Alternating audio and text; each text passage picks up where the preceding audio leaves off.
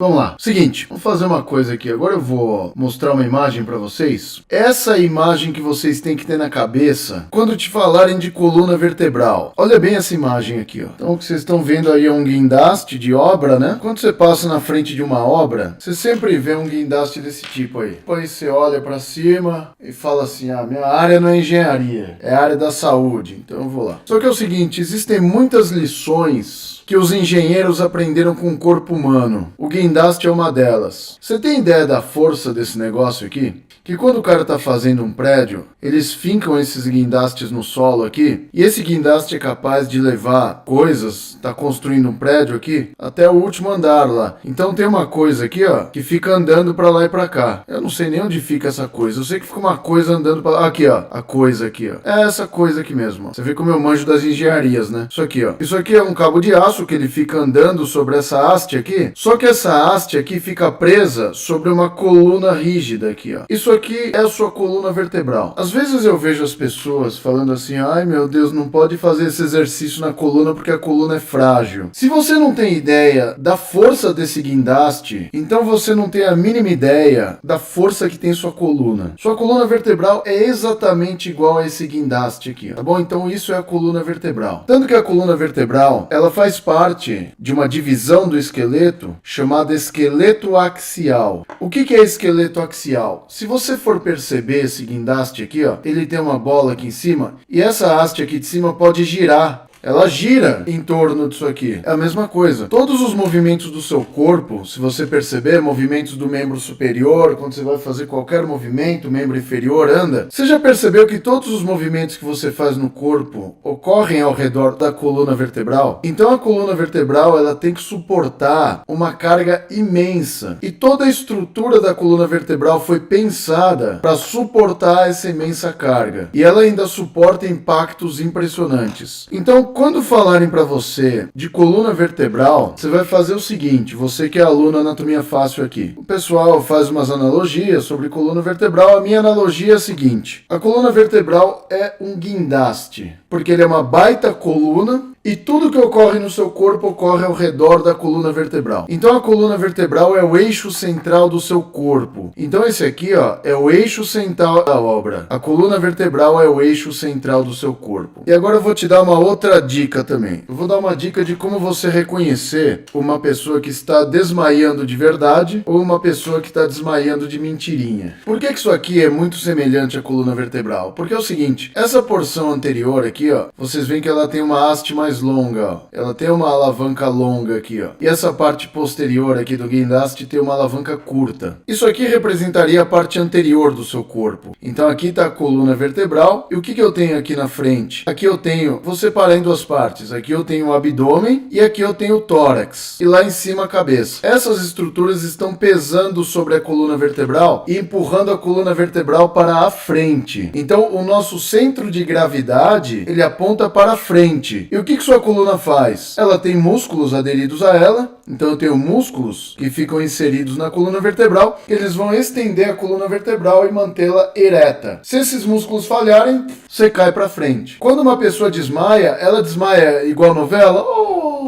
Esse desmaio de novela é a coisa mais ridícula que existe. Pergunta para uma pessoa que desmaiou de verdade. Você que vai trabalhar no hospital, você vai pegar pessoas que infartaram e desmaiaram. A pessoa está infartada, aí ela vai para a UTI coronariana com um baita do hematoma no rosto. Por quê? Porque ela cai para a frente. Porque o seu centro de gravidade te joga para frente. Você entendeu? Então a maior parte do peso do seu corpo se encontra anteriormente. Então a coluna tem que suportar todo esse peso. Assim como esse guindaste aqui suporta todo esse peso, sobe coisa pra caramba lá pro último andar do prédio, sua coluna também está suportando esse peso, gerando uma extensão. Aí entram aqueles músculos extensores da coluna, tá bom? Porque se você for perceber, a parte posterior do seu corpo é a menor massa do seu corpo. Você já percebeu que a maior parte dos movimentos que você faz para frente? Movimentos, ó, do membro superior você faz para frente. Então você percebe que a maior parte dos seus movimentos são para frente. Você lava a louça, lava a mão, você faz as coisas aqui. Seus olhos estão na frente. Você anda para frente. Então a gente tem que suportar mais peso para frente. O pessoal que pede aula de marcha, sabe o que é a marcha? A marcha é o seguinte: como o seu centro de gravidade te empurra para frente, o que acontece? Você desequilibra e joga joga uma perna para frente, desequilibra de novo e joga a perna para frente. O que é a marcha? A marcha é uma sucessão de desequilíbrios. Por que não para trás?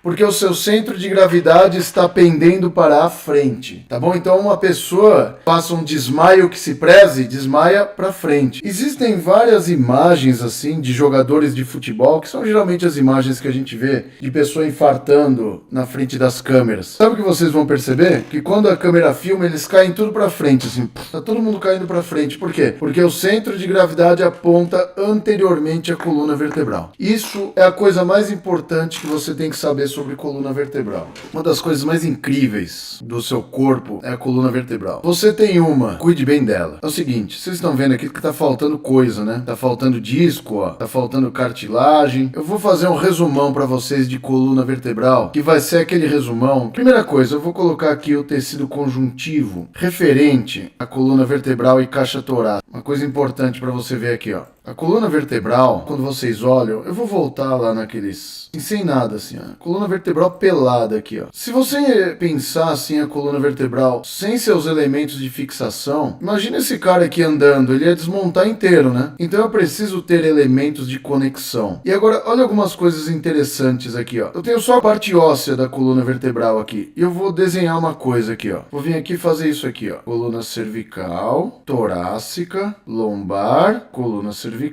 torácica, lombar, sacral e coxígea. Olha isso aqui, ó. Você verifica que a coluna vertebral tem 4 curvas. Essa é a primeira coisa que você tem que saber sobre a coluna vertebral. E se você percebe... eu vou mostrar isso depois. Aí você vai matar a charada. Você percebe, ó, que eu tenho uma curva aqui, ó, com concavidade posterior, ó. Essa curva cervical tem concavidade posterior. Concavidade, pra quem não sabe, é essa parte aqui, ó. A parte côncava, que nem um prato. A parte côncava é onde tá a comida. A parte convexa é onde o prato está apoiado, tá? Então essa parte côncava cervical aponta para trás. Na torácica, a parte côncava aponta para frente. Na lombar, a parte côncava aponta para trás. E na região sacrocoxígea, a parte côncava aponta para frente de novo. É isso que vocês utilizam para classificar uma curvatura da coluna vertebral. Você pode usar também a parte convexa, fica a seu critério, tá? Mas eu utilizo a parte côncava. A cavidade está voltada para a parte posterior, essa curvatura é chamada lordose. Quando a concavidade está voltada para frente, essa curvatura é chamada cifose. Então o que eu tenho aqui, ó? Se a concavidade cervical está voltada para trás, eu tenho uma lordose cervical fisiológica.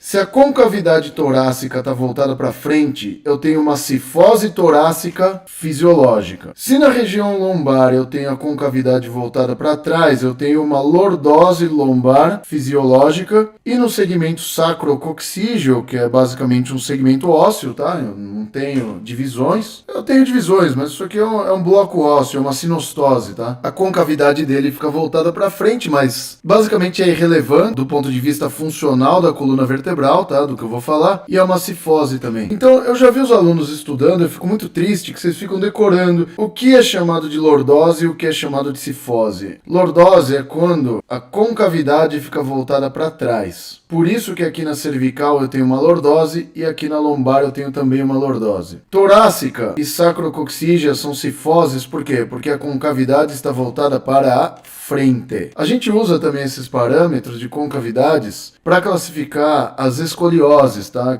A escoliose é uma curvatura lateral não fisiológica, entendeu? E agora você vai matar a charada. Lembra daquele guindaste que eu mostrei para vocês aqui, ó? Olha o guindaste aqui, ó. O guindaste era a coluna vertebral, não era? E aí a gente falou que a maior parte do peso fica apontando para a frente. Por isso que o centro de gravidade aponta para frente. Quer ver uma coisa? Olha isso aqui, ó. Se eu traçar um prumo na coluna vertebral aqui, ó, eu vou traçar um prumo aqui na coluna vertebral. Você vai ver que esse prumo aponta, ó, para frente, ó. Você verifica aqui, ó, que quando eu puxar um eixo aqui, ó, desde a primeira vértebra cervical aqui, ó, essa parte superior da coluna vai passar anteriormente às outras partes da coluna. Então você vê que a coluna, ela já tá apontando para frente. Então você já tá caindo para frente. E outra coisa, verifica aqui, ó, o crânio aponta para frente e a caixa torácica também. Olha o peso que eu tô tendo para frente aqui também, ó. Olha o peso que a coluna vertebral tá tendo que suportar. Quem vai suportar esse peso? A musculatura paravertebral que está aqui atrás. Aí a gente tem um arcabouço muscular aqui para sustentar todo esse peso. Então, basicamente, a coluna vertebral é igual àquele guindaste, onde eu tenho aqui a coluna vertebral, que é a coluna do guindaste, e aqui eu tenho uma haste, que é representada basicamente pelo crânio e caixa torácica aqui, que os órgãos vão pesar para frente aqui, tá bom? Então vocês já entenderam a primeira coisa aqui. Segunda, para que servem essas curvaturas? Essas curvaturas vão fazer na sua coluna vertebral um efeito sanfona. Então, quando você recebe impactos na coluna vertebral, e não são poucos, a maior parte do seu peso corporal, ele fica da pelve para cima. Então, sua massa maior do corpo está aqui para cima. Então, quando você anda, é impacto violento na coluna. Quando você corre, é impacto violento na coluna. Então, a gente tem uma grande massa acima da pelve. E toda essa massa que a gente tem aqui, o que vai acontecer? Quando você pisa no chão, vamos falar de física, quando você anda ou corre, o que acontece? Você gera um impacto sobre o solo. O que é o impacto? O impacto é quando você joga o seu peso, ou seja, o que é o peso? É a sua massa corporal mais a gravidade, e quando você joga seu peso no chão, pum, a gente vai devolver uma força igual para cima, que é a força de reação do solo. Ou seja, a sua força-peso, quando gera um impacto no chão, o chão devolve a mesma carga para você, entendeu? E essas forças se somam. Então, isso é o impacto. O impacto é o seu peso corporal mais a força de reação do solo. E isso gera uma impactação violenta, principalmente na coluna lombar e no joelho, que são as principais articulações de carga do seu corpo. Não sei se vocês perceberam, mas os locais onde a gente tem mais desgaste e problemas é realmente a coluna lombar e o joelho. Então, as duas regiões que a gente tem problemas relacionados ao impacto, tem também outras articulações, tá? Mas a coluna lombar e o joelho são os campeões. O joelho pela sua pouca gama de movimentos e a coluna lombar, porque é a base da coluna vertebral. E toda aquela massa superior à coluna lombar vai gerar impacto sobre essa região. E essas curvaturas aqui, o que elas tentam fazer? Elas tentam amenizar os impactos sobre os discos. Então, basicamente, não são só os discos que geram amortecimentos de impacto sobre a coluna vertebral.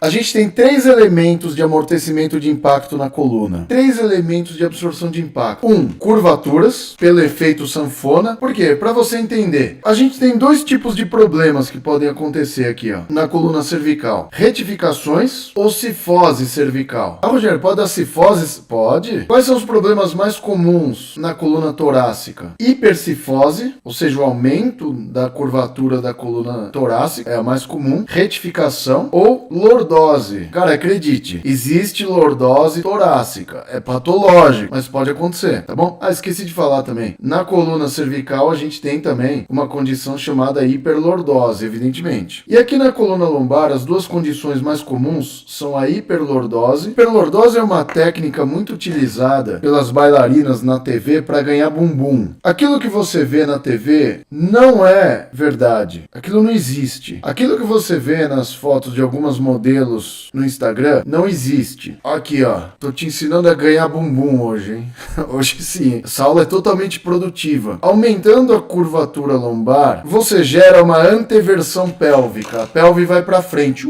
A pelve indo para frente, bumbum arrebitado. Fica bonito. Isso é provocado apenas por uma hiperlordose. Já resolve. Só que você tem que saber o preço que você vai pagar. O preço do bumbum bonito é uma hiperlordose, dor lombar, sobrecarga muscular e sobrecarga discal. Você prefere um bumbum durinho ou uma velhice sadia? Pensa bem. E eu tenho também retificações lombares. As retificações lombares, assim, dos problemas que acontecem na coluna vertebral, eu acho que a retificação lombar é aquela que gera mais consequências para a coluna. Por quê? Vocês estão vendo aqui que a curvatura, ela gera um efeito sanfona, um efeito de amortecimento? Gera um efeito de amortecimento. Só que, se eu tiver a retificação da coluna lombar, a carga, a gente não vai ter esse efeito sanfona lombar e a carga vai toda sobre o disco. E aí o disco começa a sofrer impactação. E uma coisa que a gente sabe é que a partir dos 30 anos, em média, a gente já começa a ter desidratação tecidual. E isso se reflete nos discos intervertebrais. Então, a partir dos 30 anos, quando a gente verifica ressonâncias magnéticas de pessoas jovens, assim, a gente já vê algum grau de desidratação discal. Então, o disco, em vez dele ficar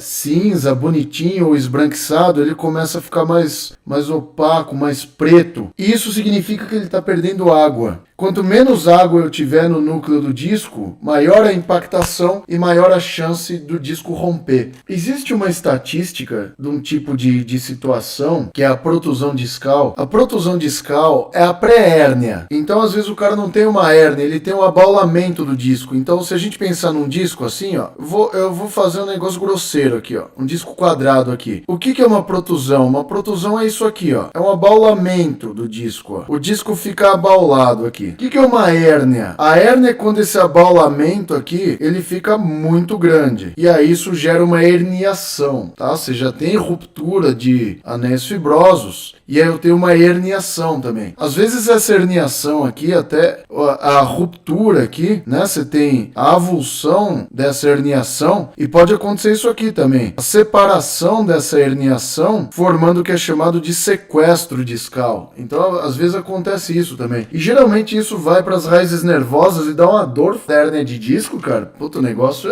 barato é louco. Então, eu falo para vocês, porque você acha que às vezes a pessoa que vive com hérnia tá fadada a viver com dor a vida inteira. E não é assim. Quando você fortalece a musculatura da coluna vertebral e abdominal, o fortalecimento desse colete protetor abdominal, ele gera uma proteção sobre a sua coluna vertebral, mesmo se ela tiver lesões discais. Então é aquela coisa, cara. Não é porque você tem uma hérnia hoje que você tem que sofrer a vida inteira. Existe uma máxima na ortopedia que é a seguinte: não é porque você tem artrose que você precisa viver com dor. Todo mundo sabe hoje em dia que o fortalecimento muscular é um fator protetor sobre as articulações, seja da coluna vertebral, seja do joelho. Então, ter artrose ou ter hérnia de disco não é uma sentença de dor eterna. Então, vocês entenderam o papel das curvaturas da coluna vertebral no amortecimento de impactos na coluna? Legal. Segundo elemento de absorção de impactos da sua coluna vertebral. Para quem achava que era só o disco que amortecia impacto, é que nem as pessoas que acham que só o menisco absorve carga no joelho, né? Olha isso aqui é uma vértebra lombar e aqui é um corte do corpo vertebral lombar aqui, ó. Do que é feito o corpo vertebral lombar, que é onde a gente absorve as cargas aqui? É feito de osso esponjoso. Olha essa imagem aqui de um corte, ó, de um corpo vertebral lombar. O corpo vertebral, de todas as vértebras, mas principalmente as lombares, é feito de osso esponjoso, esse tipo de osso. Quando vocês começam a estudar ossos, então quando você olha um corpo vertebral, você percebe que um corpo vertebral tem duas coisas: osso esponjoso e entre as trabéculas, né, que o osso esponjoso ele pode ser chamado também de osso trabecular, que esses vãos aqui são as trabéculas ósseas. E essas trabéculas aqui ficam preenchidas por água, por líquido. Não sei se vocês sabem, mas os ossos eles têm água. E no osso esponjoso a gente tem mais água ainda do que no osso compacto. Por quê? Porque o osso esponjoso ele tem essa conformação e vocês percebem aqui, ó, que as traves ósseas aqui, ó, do osso esponjoso, elas são perpendiculares ao solo. Por quê? Porque é isso que vai conferir a absorção de impactos dentro do corpo vertebral. Então, o corpo vertebral, principalmente lombar, é um excelente elemento de absorção de impacto. Então, o corpo vertebral lombar, ele tem a capacidade de absorver impactos de uma forma que você não acredita. Olha isso aqui, ó. Vou colocar uma coisa aqui para você ver. Aquela imagem que vale mais do que 1000 palavras. Isso aqui é um corte transversal de uma diáfise humeral. Então, um corte da diáfise humeral. E aqui é um corte coronal de uma vértebra lombar saudável. Verifica bem essa imagem aqui, ó. Você verifica aqui, ó, as linhas ósseas aqui, ó, elas ficam perpendiculares à superfície. Por quê? Por um motivo simples. O osso compacto é como essa caneta aqui, ó. Essa caneta, ela tem pouca capacidade de deformação, ó. Se eu deformar mais que isso, ela vai quebrar, ó. Então essa caneta representa o que é um osso compacto. O osso compacto, antes de romper sua estrutura, ele consegue se deformar em média de 2 a 5% da sua estrutura. Então é um potencial pequeno de deformação. Por isso que você percebe que a maior parte das fraturas no seu esqueleto são fraturas diafisárias, porque é um osso que ele não tem muita elasticidade, ele não tem muita resistência. Porém, Ossos esponjosos, como é o caso das vértebras lombares, eles têm a capacidade de se deformar em até 50% da sua estrutura antes de falhar, antes de romper. Ou seja, se você tem uma vértebra aqui com 5 centímetros de altura, ela pode se deformar cerca de 2,5 centímetros antes de estourar. Olha que animal essa informação, cara. Você tá vendo o quanto é importante você entender a estrutura interna do corpo vertebral? Eu não sei se você já teve essa curiosidade ou se na sua faculdade foi lhe dado esse direito de passar serra numa vértebra. Se você passasse a serra numa vértebra lombar, você ia ver essa estrutura aqui, ó. Essa conformação de osso esponjoso permite que uma vértebra ela se deforme muito antes de romper. Ou seja, olha só, 2 elementos de absorção de impacto. Primeiro, curvaturas. Segundo, osso esponjoso do corpo vertebral. Olha isso aqui. Por que as vovozinhas vão ficando pequenininhas? Porque a coluna torácica, ela sofre microfraturas quando a vovozinha tem osteoporose. Olha a evolução aqui, o que acontece. Ela começa a evoluir com hipercifose, mas essa hipercifose é causada por fraturas vertebrais. Você tá vendo isso aqui, ó? Isso aqui é de um jovem, ó. De um cara de 30 anos. Tá na maturidade óssea. Pelo menos na maturidade óssea, né? Se eu observar isso aqui, ó. Olha que coisa louca que vocês vão aprender aqui hoje. Vocês estão vendo aquelas linhas longitudinais aqui, ó? Linhas de tensão longitudinais para quê? Para absorver impactos. Vocês estão vendo agora a presença de uma linha transversal aqui, ó? Isso aqui é uma fratura de osso esponjoso de vértebras torácicas. Rogério, dói isso na vovó? Não, não dói. Quando dói? Quando ela bate, quando ela cai. Essas microfraturas que acontecem aqui no tecido ósseo durante a osteoporose, o tecido ósseo você tem que entender que ele é mineral, né? Ele só passa a doer quando você rompe o periósteo. Então, se não romper periósteo, se for fratura intracorpo, praticamente ela não vai perceber isso, ela vai começar a evoluir com deformações. Olha o acompanhamento. Isso aqui que vocês estão vendo é um raio-x invertido, tá? É um raio-x, é o negativo do raio-x, tá? Pra gente ver essa estrutura. Se você quer ver a estrutura intravertebral, você pede o negativo do raio-x. E aí você vai ver essa imagem aqui, ó. A gente usava isso para ver a saúde de vértebras em vovozinhos com osteoporose, tá? Que era um acompanhamento que a gente fazia junto com a densitometria óssea. Porque na densitometria é o seguinte, ele é um exame que ele mostra que há alterações de desmineralização óssea. Eu sei onde tem desmineralização. E aqui a gente consegue saber onde tem fraturas. Acompanhamento dessa vovozinha 2 anos depois, olha isso. Tá vendo que achatou e as fraturas continuam aqui. Acompanhamento 5 anos depois, ó a desgraça da vértebra aqui, ó. A vértebra foi... Você foi detonando, porque olha como fica a vértebra da vovozinha, coitada. Na osteoporose, você começa a deixar aquele osso esponjoso mais poroso. E aí ele se torna quebradiço nessas regiões aqui, ó. Só que aqui, ó, aqui tá bom de osso. Geralmente nas placas próximas aos discos, ela é mais forte e nas extremidades é mais fraco. Tá bom? Aí vai gerando aqui fraturas. Então isso que vocês observaram são fraturas derivadas da osteoporose, tá bom? Então por isso que a osteoporose é tão chata, tá? Que ela vai gerando deformidades nas nossas queridas vovozinhas. Vocês estão vendo que quando eu vim falar de amortecimento, de impactos na coluna vertebral, a última coisa que eu falei foi o disco, então agora eu vou colocar o disco aqui. Disco intervertebral, eu vou pegar a região lombar. Quais são as regiões que mais sofrem com hérnias de disco? As regiões que mais sofrem com hérnia de disco são as regiões cervical e lombar, porque a cervical, os discos são menores, os movimentos cervicais, principalmente rotacionais, são maiores, e a gente já sabe o que o disco não gosta. O disco não gosta de movimentos rotacionais associados a cargas. E acredite, peso da cabeça associado a movimentos rotacionais em pessoas com discos cervicais fragilizados é motivo para ruptura de disco. Coluna lombar. Só que a coluna lombar, se você entender a coluna vertebral ela é igual uma pirâmide, né? Então, se eu for desenhar uma pirâmide aqui, o que eu tenho? Eu tenho uma pirâmide de base larga e ela se estreita lá na parte superior, ó. Além daquele onde a base é alargada e o topo da pirâmide é menorzinho. Então, é um segundo elemento que vocês vão lembrar da coluna vertebral. Primeiro, o guindaste, pela força. Segundo, a pirâmide, pela anatomia da coluna vertebral. Vocês podem lembrar de uma pirâmide quando vocês lembrarem da coluna vertebral. E perceba o seguinte, ó. Olha um disco intervertebral cervical aqui, ó. Vou isolar o disco intervertebral cervical.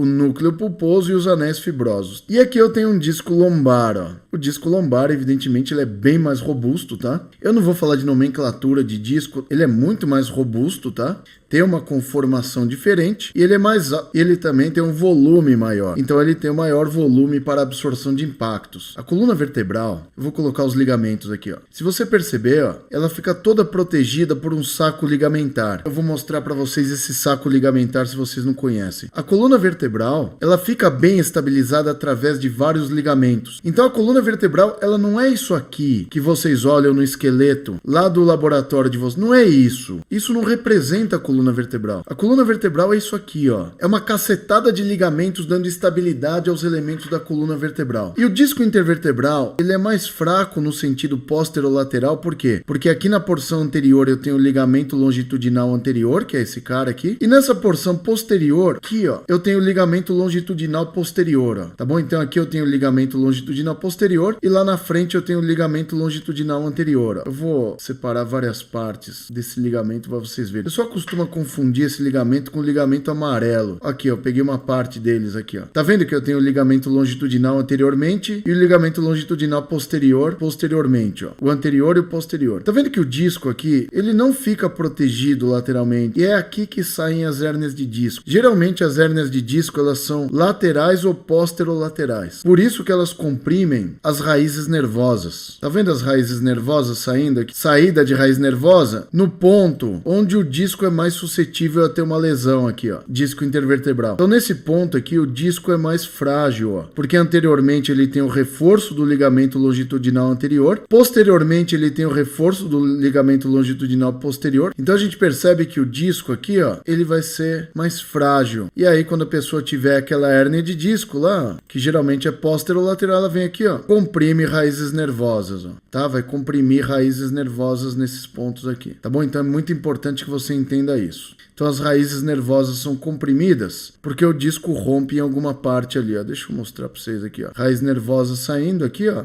Aqui eu tenho a saída da raiz, tá bom? Na verdade a raiz está lá dentro, isso aqui já é um nervo, tá? Porque a raiz é o... Quer ver? Deixa eu mostrar para você ver como que é. As raízes nervosas, eu tenho as raízes nervosas sendo formadas lá, que aqui eu já tô na caldequina, tá? É mais difícil de ver. Mas eu tenho as raízes nervosas e aí eu vou ter o pinçamento através dos discos, geralmente nesses pontos, ó. Olha o ligamento longitudinal posterior aqui, ó. Então ele dá um reforço posterior e o ligamento longitudinal anterior dá um reforço anterior. Por isso que os discos são mais frágeis no sentido posterolateral. É muito difícil, é muito raro você ver uma hérnia de disco anterior, porque o ligamento longitudinal anterior ele dá uma boa contenção dos discos, tá?